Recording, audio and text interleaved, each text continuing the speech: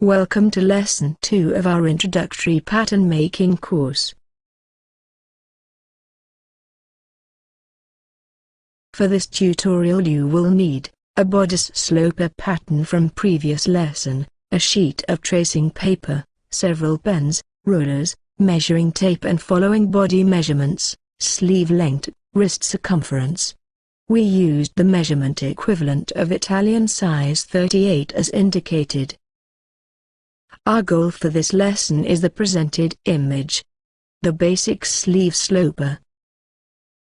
Start by laying a sheet of tracing paper, or any kind of transparent paper, over your bodice or shirt pattern. Divide the armscye depth into thirds as indicated, and mark the points. From previously marked points draft lines parallel to your bust line. For more detailed view we are going to zoom in. Cross the second line from the top with your armscye curve as indicated on the diagram. Divide the bottom segment into halves, and extend toward the armscye curve. Mark the point. Enumerate the lines as indicated on the diagram. Measure the curve length between points 1 and 2. You can measure the distance by using your measuring tape or your curved ruler. Draft a line using the previously obtained measurement, starting at the point 2 so that it intersects the top third line as indicated. Mark the end point with A. Length of the curve between points 1 and 2 is equal to the length of line between points 2 and A. Measure the curve length between points 4 and 5. Starting at the point A, draft the segment of the same length until it meets the second third line. Mark the end point with letter B. Measure the curve length between points 3 and 4. Starting at the point B, draft the segment of the previously measured length, until it meets the bust line. Mark the end point with C. Measure the last segment between points 2 and 3. Draft the measurement segment starting at the point 2, until it meets the bust line. Mark the end point with D. Divide BC segment into halves, and draft a perpendicular line downwards, measuring 0.75 centimeters. Mark the point. Divide the AB segment into halves, and draft a perpendicular line upwards, measuring 1 centimeter from the starting point. Mark the point. Divide the A2 segment into thirds, marking the upper third mark as indicated on the diagram.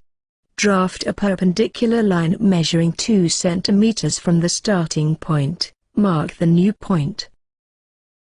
Lastly, divide the D2 segment into halves, and draft a line perpendicularly downwards, measuring 1 centimeter. Pay attention to the drafted points, and make sure you achieved a similar point placement. Connect the points as indicated on the diagram, by using a curved ruler. The curve you just drafted represents your sleeve ball, or your sleeve cap. The length of a curve should be longer compared to your armscye curve length, about 1 or 1.5 centimeters. If we were working with heavier fabric, such as we would use for coats for example, the ease would be about 2 centimeters. For plain shirts, t-shirts or other garments made out light or stretchy fabric, the ease is considerably less or non-existent. To increase or decrease sleeve cap, manipulate in between segment points, by raising them or lowering them. To finish off a sleeve pattern, draft a vertical line from point A, measuring the amount of your sleeve length. Mark the end point.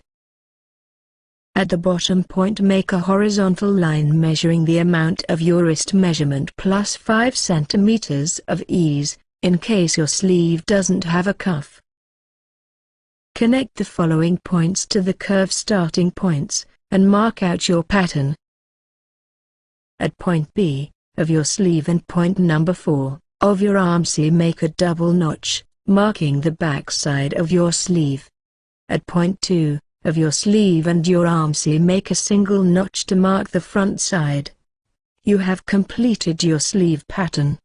Congratulations!